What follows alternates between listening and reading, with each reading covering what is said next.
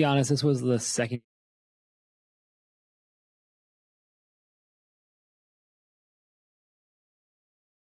Be honest, this was the second game in a row you went out early in the first quarter. I'm just curious what was going on there. How? Be honest, this was the 911, what are you reporting? How? What did?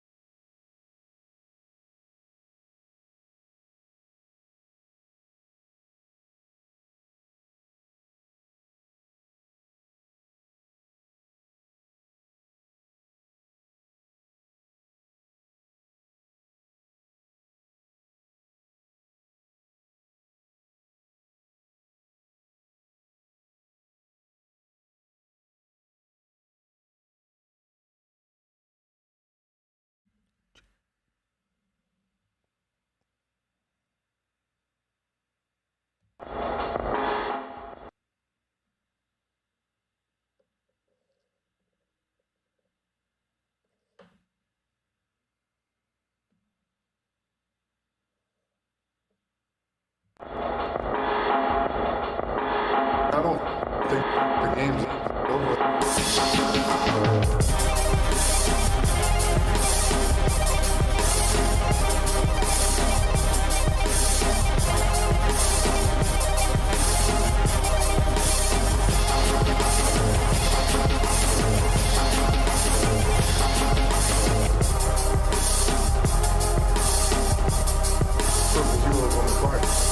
Welcome back. 000's back in the saddle, man. This is the Anti-Hot Take Sports Show. I'm your host, Josh Buchalter. Follow me on Twitter at JoshGBuck. Hit up the Facebook page, Clocker Sports website, clockersports.com. Email address, clockersports@gmail.com. And, of course, follow the show on Twitter and Facebook at 30pod. That's the number 30pod. So glad to be back. It's been a long time. I shouldn't have left you without a dope beat to step to. Listen, what started off as a pre-planned little bit of a, like, not even a hiatus, just like a, hold on, a little pause, turned into something much greater. I ended up getting sick, like not like, oh my goodness, on my deathbed sick, but I got a little sick. And then computer hardware broke down, so like just a whole bunch of crap snowballed, took us out for a good chunk of good action in the NBA. The finals, didn't get to celebrate that. Not celebrate, because whatever. We'll get to that in a second. But also didn't get to talk about the NBA draft, free agency, and I have a lot of thoughts about that. Now, if you've been following me on Twitter, like I said, at JoshGBuck, you also know that I write for Soaring Down South, PivotaintEasy.com, and Last Word on Pro Football. So you have gotten plenty of Bears and Bulls and Hawks updates there. That way. This way, though, I've been lacking. So I had to get back into it. So this one's going to be very general. You notice we didn't lead in with any audio clips this time. That's coming back. Don't trip. But I do want to get back to doing the streaming and all that. You've noticed also this is a new day because the old day with the new schedule that I was working, whatever, wasn't jiving. So on Fridays, got all the time that I need to talk to you.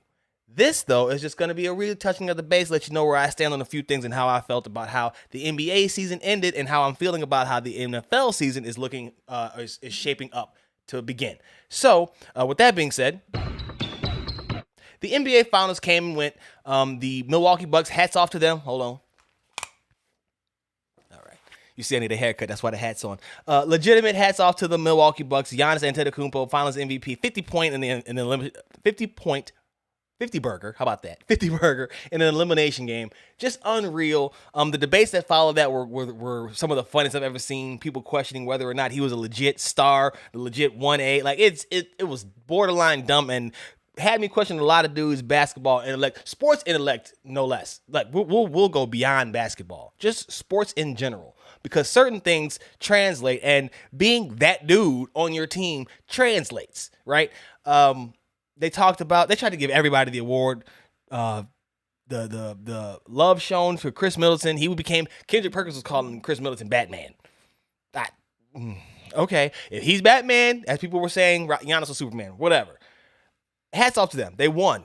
And Giannis is one of the best stories. He's one of those guys that if you don't root for him, or if you root against him, you're either, a hater just at the core, which basically means there's something wrong with you anyway, or you're a fan of another team. I happen to be a fan of another team, but I have seen this kid grow from the skinny, scrawny dude chewing his gum talking about, I just want to come in and try to be successful, to dude dominating 50 burger in an elimination, game 6 of the, come on. Quit playing with me. That being said, though, his teammates did step up. Chris Middleton definitely put my foot in my mouth because I was one who was ragging on him. He came up big in more than one occasion, and even was the reason why they won. So, and on several occasions, I'm not gonna say, come on, don't try it. Jrue Holiday, lockdown defense. We knew that he could do a little bit of everything. The layups are kind of funny, but everything else he does really, really at a high level. His defense is great. His offense is really good, and it has flashes of where you're like, oh damn, Jrue is cold, but his defense is always there.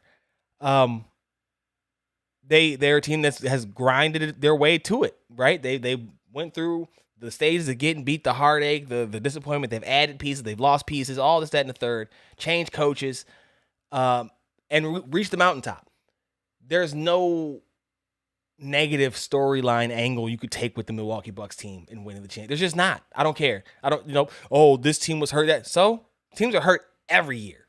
That's what happens. That's why they say you need a little bit of luck. That's literally why they say it. It's not a secret.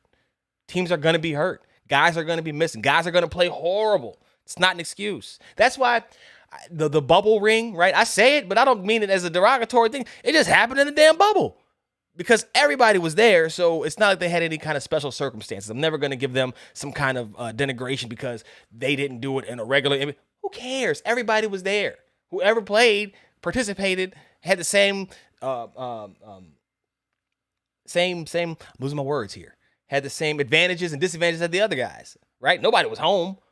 Then you talk about performers. My favorite meme from the time is everybody saw T.J. Warren playing like prime Mike and didn't think it was anything special about the ball. But that's a funny one. That's funny. That's just funny because T.J. was anyway. Yeah, hats off to the Bucks. Great story. Love it. Love the grassroots. Build it up. Do it the quote unquote right way, which that's a fallacy in and of itself. But that's an argument for another day altogether. For the next show, we'll do that on the next stream. I am, though, impressed by the fact that Giannis and company didn't fold. Those first 2 games looked like it was about to be a wrap. My man's knee was messed up from the previous series, and then he just got better and better and wore down Phoenix. They came in as a hot team. They looked like they were world beaters. Chris Paul's hurt hands, which I had been suggesting for quite a while leading up to the final the elimination game, something was off with him. Like, I know he's had moments in the past where he's had, sloppy turnovers and stuff like that. He hasn't performed well in the playoffs. But this, to me, just seems so blatantly obvious that something was wrong with his hand. Like, the turnovers he was committing they weren't lazy, and you could see what he was trying to do, but it just wasn't happening. And the disconnect between what he was attempting to make happen and what his body was doing just seemed so off that there was just no way that was just naturally Chris Paul's curse in the playoffs. Now, maybe you could say that the injury in of itself is the curse in the playoffs, but I think more or less he showed he gutted through. He played well even despite the hand at times, but he couldn't do it consistently.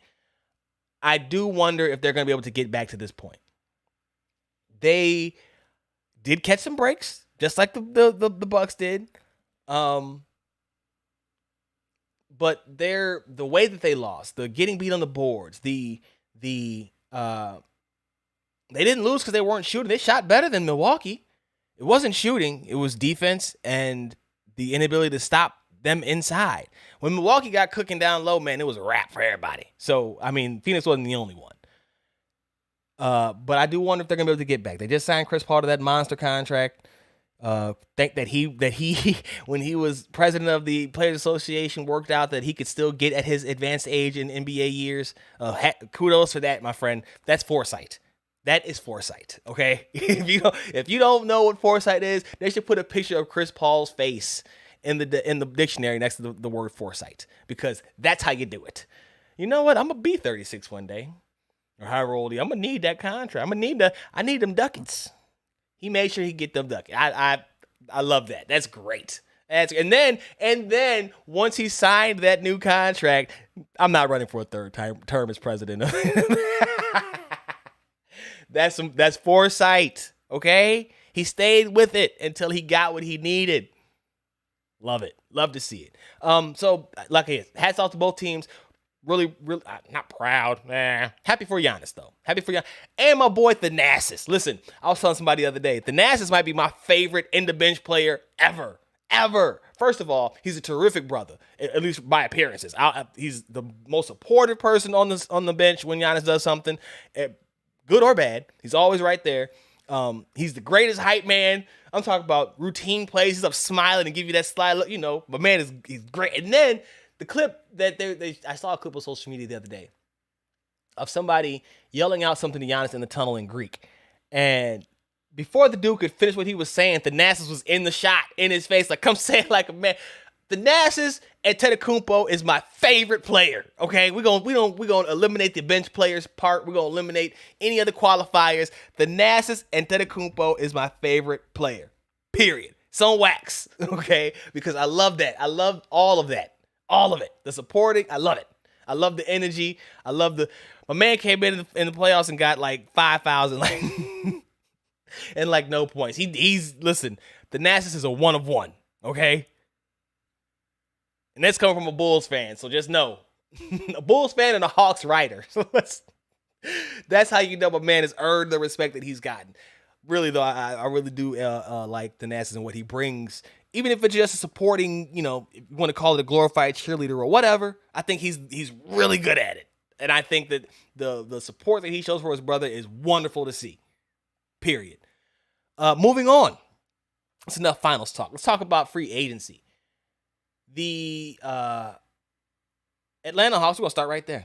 right? We're gonna start with the home team. Atlanta Hawks went and made a big splash and kept John Collins. Now, why I say we start there, even though it's just really their big splash was retaining their own guy in John Collins, is because we were told leading up to free agency that as many as 4 teams were going to be pursuing his services. So much so that the qualifying offer that was laying out, matter of fact, not even the qualifying offer, because they tendered that to him immediately. They had a standing offer. The one he eventually signed was on the table from the jump. Now, maybe that was part of their agreement. Hey, here's what we're going to offer. This is where we're at. If you can go out there and find somebody to beat it, go for it. Come back and let us know what happens. Maybe that's what they did and nothing shook.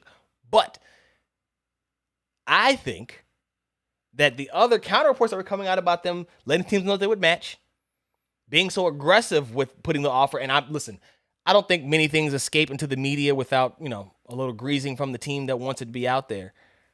But we knew about that standing offer pretty quickly in the free agency. That wasn't a secret.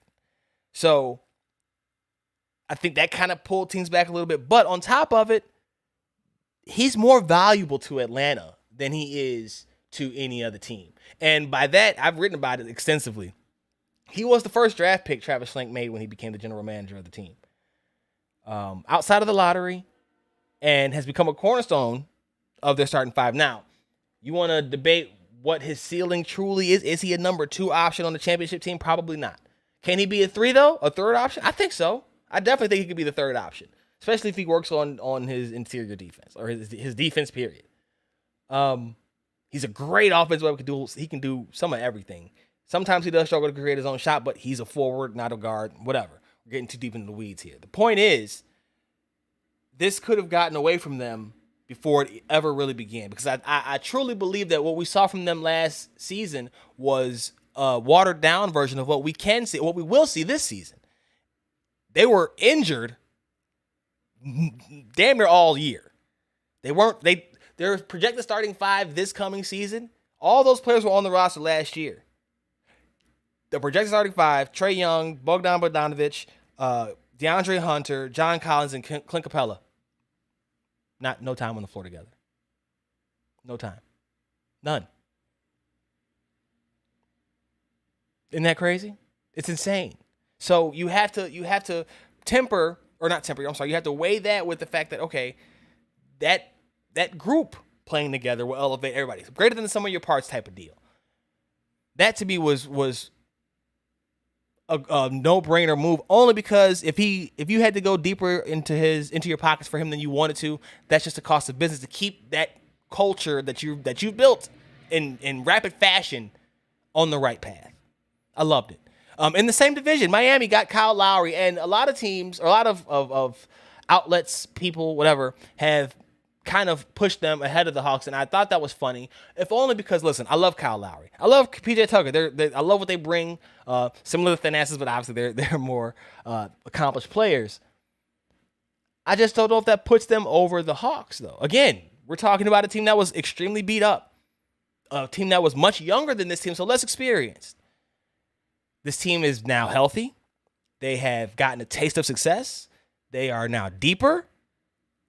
I don't see that. I don't see that.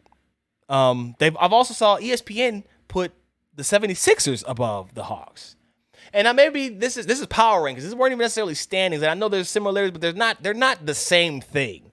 And so this was based off of their offseason. I'm like, what the hell did Philly do this offseason to make you think that they won't fall? Especially because Ben Simmons and them aren't on the best of terms right now.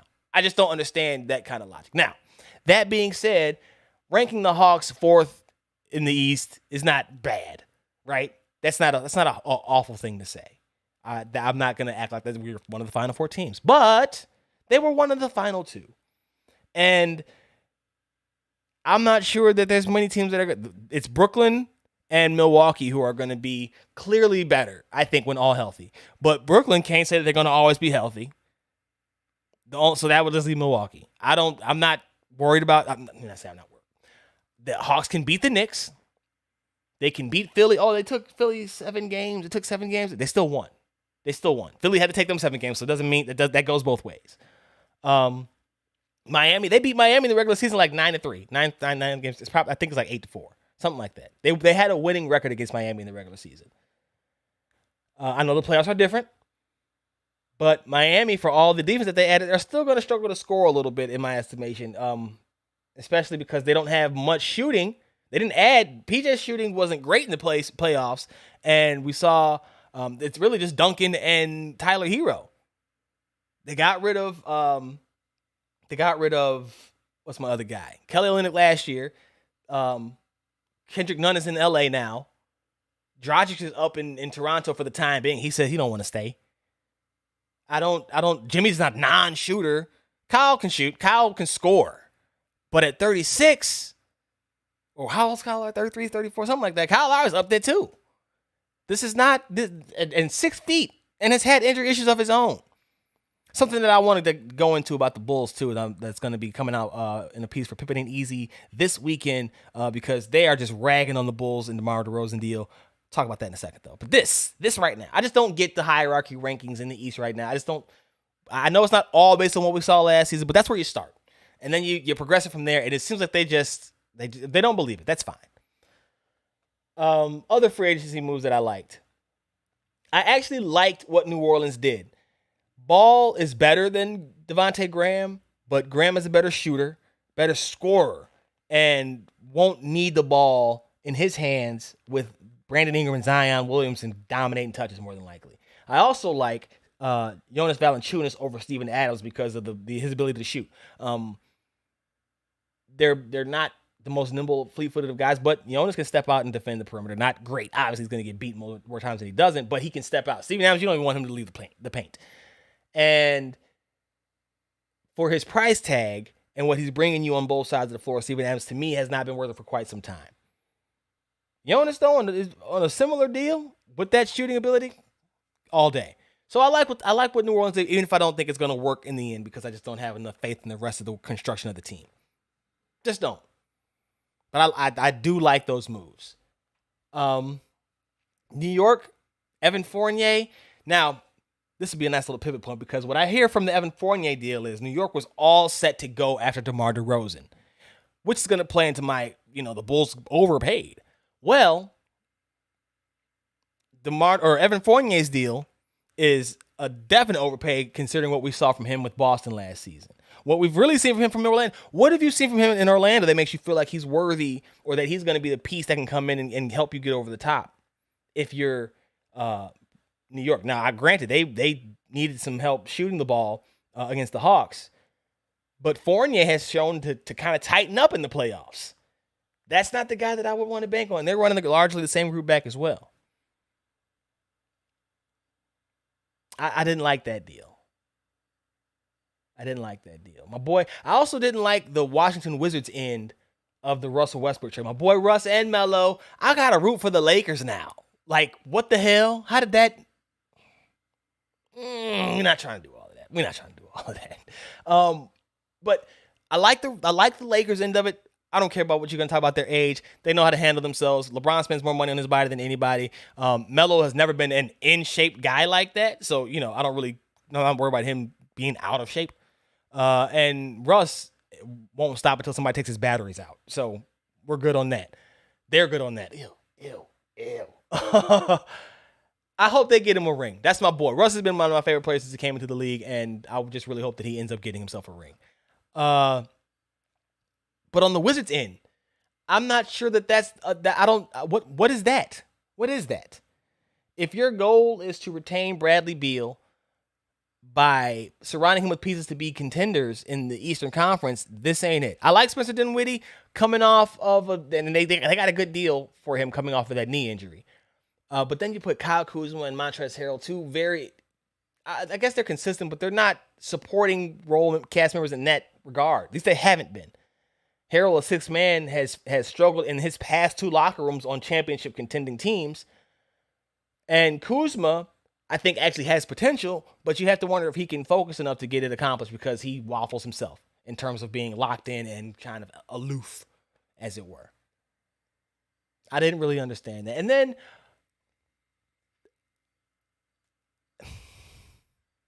I don't want to say I didn't like what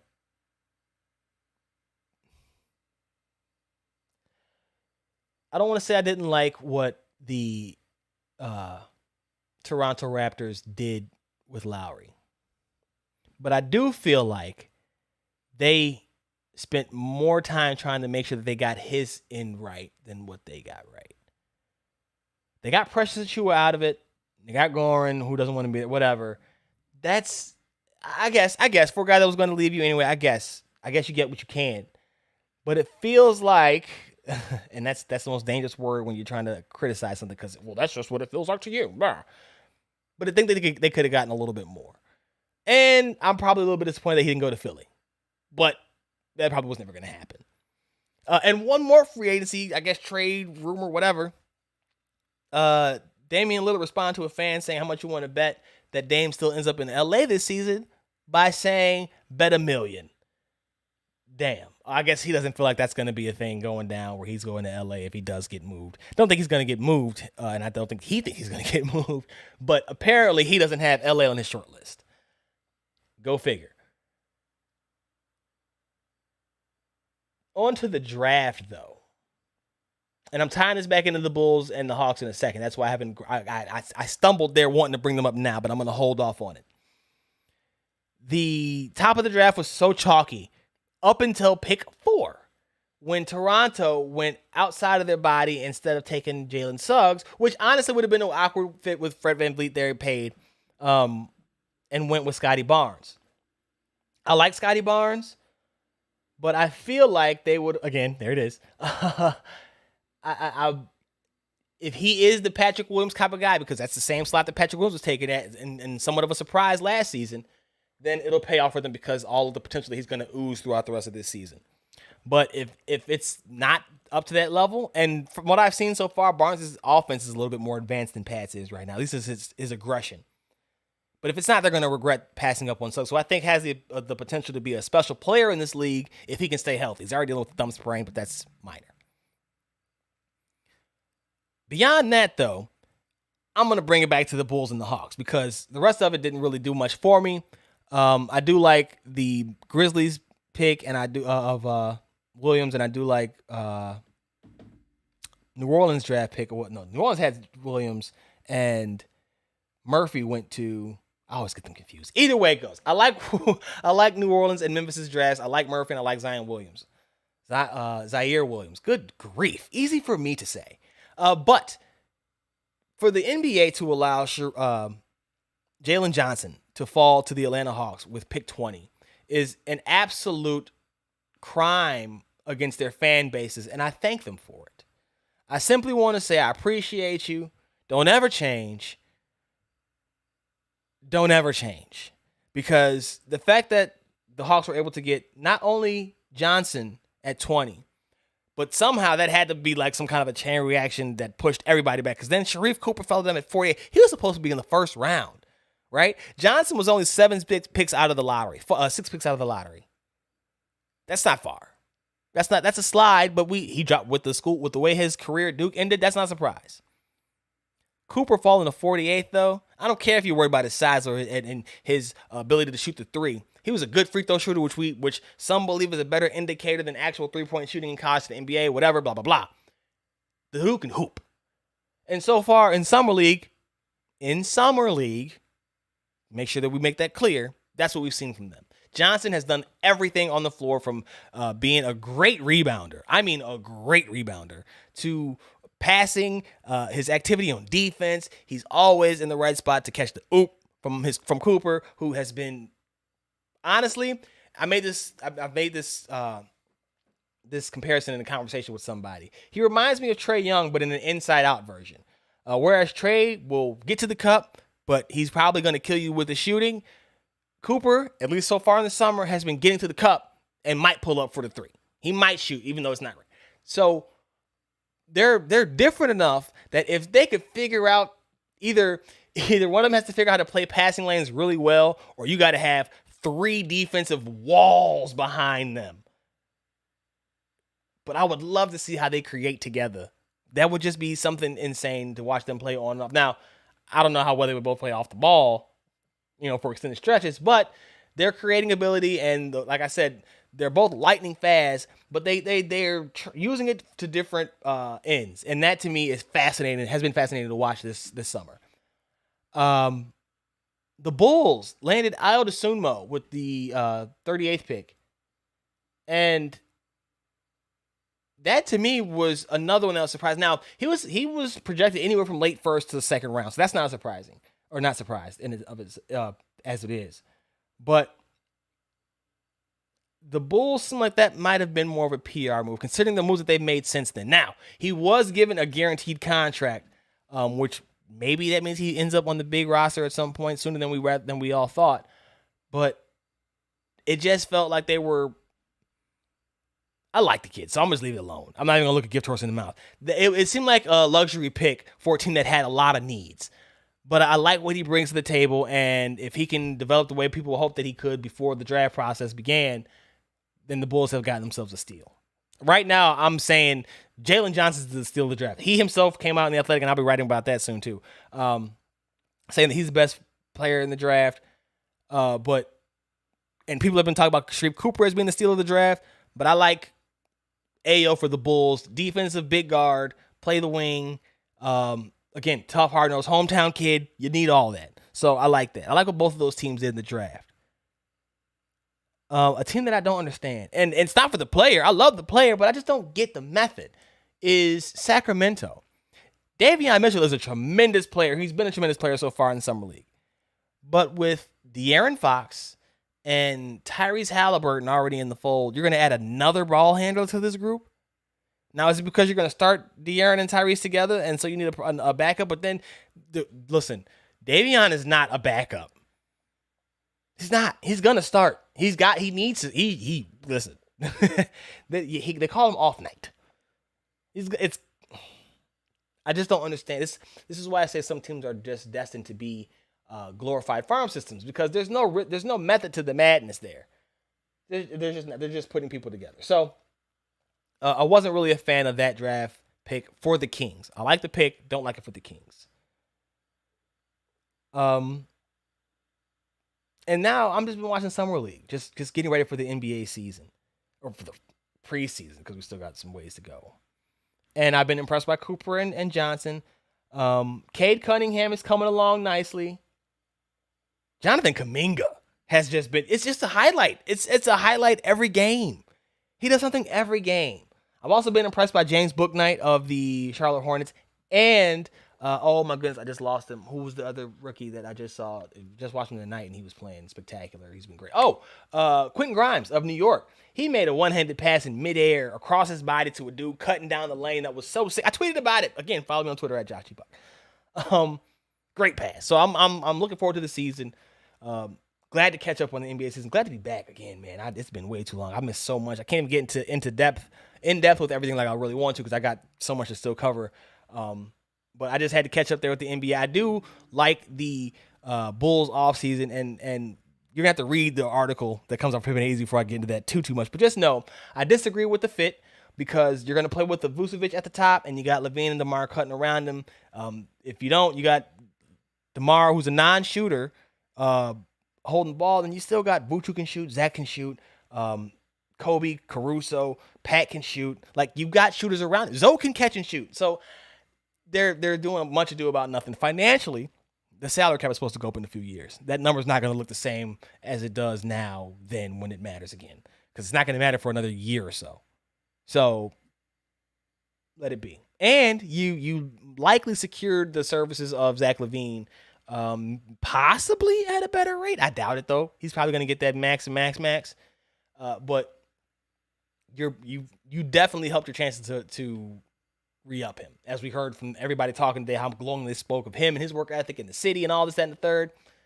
They're on the right path, and a lot of people are just mad that they did it and not.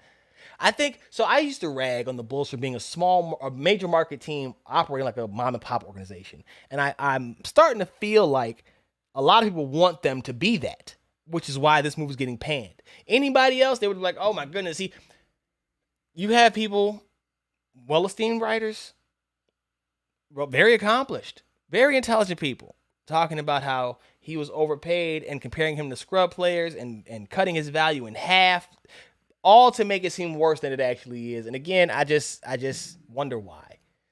Just why? Let the Bulls be great. Will they be? They're not winning a championship. I don't think anybody has delusions of grandeur in that regard. But they're going to be a playoff team, and they're going to be a hell of an interesting watch. You're going to watch just to hate watch it, sir or madam.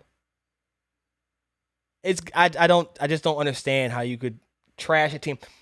You realize that the Bulls are the only team now that will have 3 players who were 20, whatever. I just don't understand it. That's all. And that's why I have to save it. We'll get into it in the article. Be on the lookout for that, PimpinItEasy.com. They're all wrong. They're all wrong about the DeMar DeRozan deal. All of them, everybody. Switching gears. Been indulging in some preseason football action. Let me tell you how much of a sports junkie I am. I have been loving summer league basketball, and I'm sitting here currently during this recording watching the Cardinals and the Cowboys play preseason football. Love it. Love it.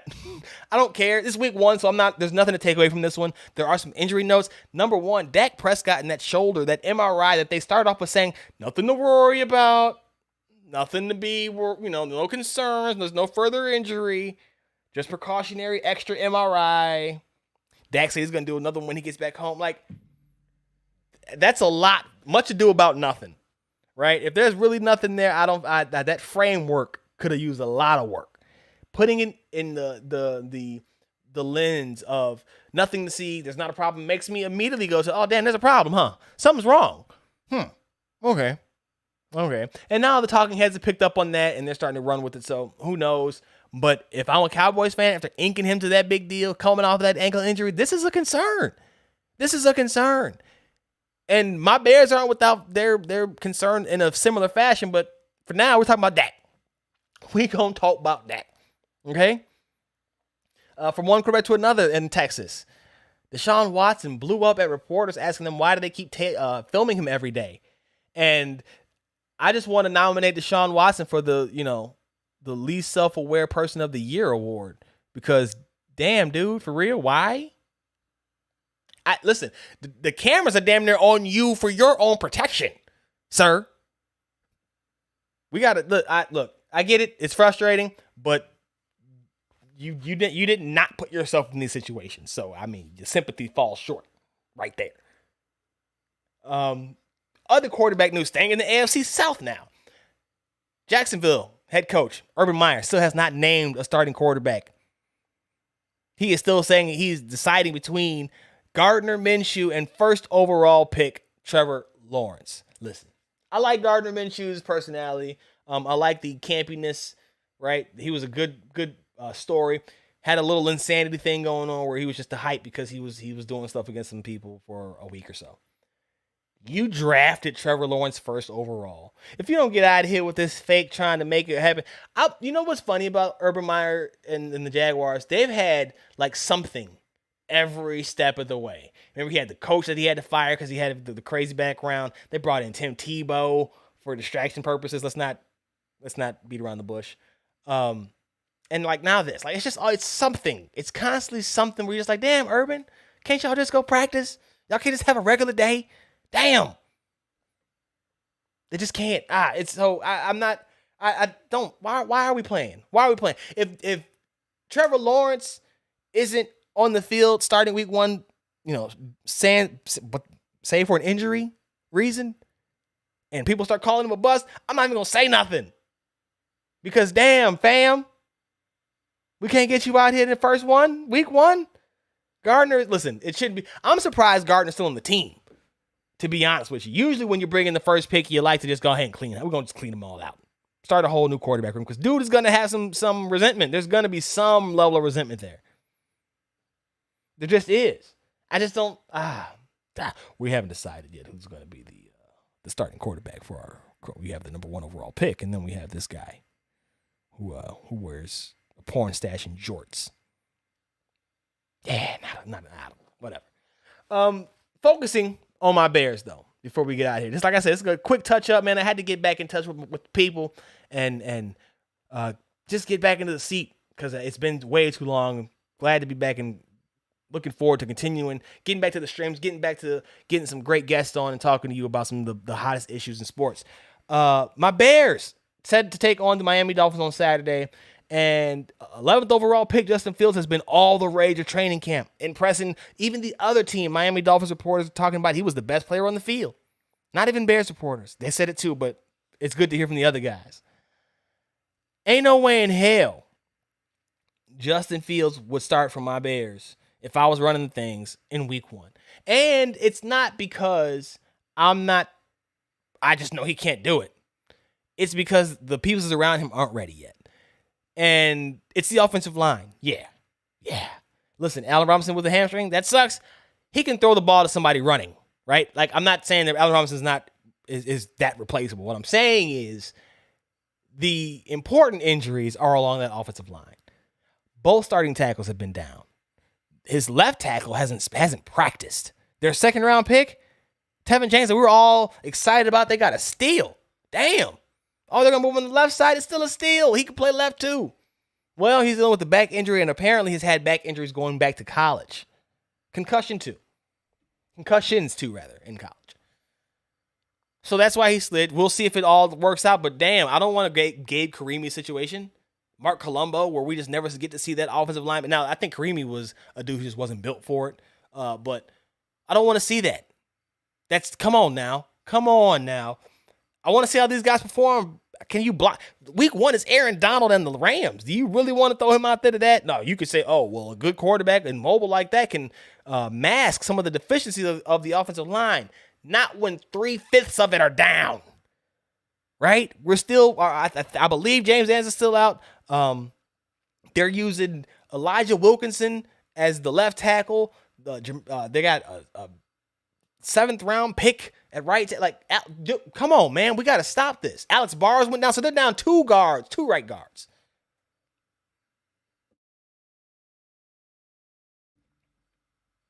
Something's got to give, and it wouldn't be Fields if I was running it. Just wouldn't be. I don't understand where these calls are coming from. Elsewhere around the league, other teams that I'm looking forward to seeing, I am looking forward to seeing the Rams. The Colts too, because, hey, look, Carson Wentz, Bears dodged a bullet there, huh? All those rumors, the Bears are the team that's going to be interested. They're going to be the team. Glad that didn't happen. Now, he's supposedly going to be back in time for the season, much sooner than they initially thought, but is this the last time they're going to have to deal with something like this? It could happen to anybody, but it's happened to him a lot. The Cardinals, I want to see them take a step. I had been betting on Kyler Murray to be the MVP last year. Didn't happen. Didn't come close. I'm not going to do that this year. We'll do an awards prediction show right before the season when we see all these injuries play out and stuff like that. But I'm looking forward to seeing can Tampa Bay repeat? How is Kansas City going to bounce back?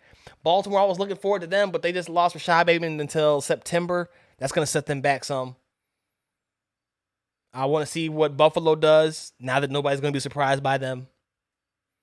There's a lot. It's a lot to look forward to this season, and it kicks off. Again, this is week 1. There's not really much I'm looking into or for because it's very vanilla. Now, there are more guys playing because it's just 3 preseason games. You had starters for the Buffalo Bills playing well into, I believe, the first quarter. Maybe they went into the second, but they definitely played into the first quarter much deeper than they have in any previous first preseason game that I've ever seen. So, there's you can watch for the rookies to impress. But I'm ready for the season. I'm ready for the NBA season to come back already too. But as you can tell, I've been keeping myself busy. That's going to do it for this episode of Triple Zeros. Be sure to follow me on Twitter at JoshGBuck. Hit up the Facebook page, Clocker Sports. Website, clockersports.com. Email address, clockersports@gmail.com. And of course, follow the show on Facebook and Twitter at 30spod. It's number 30spod on Facebook and Twitter. And of course, read the stuff. Last Word on Pro Football. Pippen Ain't Easy. Soaring Down South. And we're getting back to this too. Clockersports.com. Until the very next time, you already know what it is, man. I'm gone.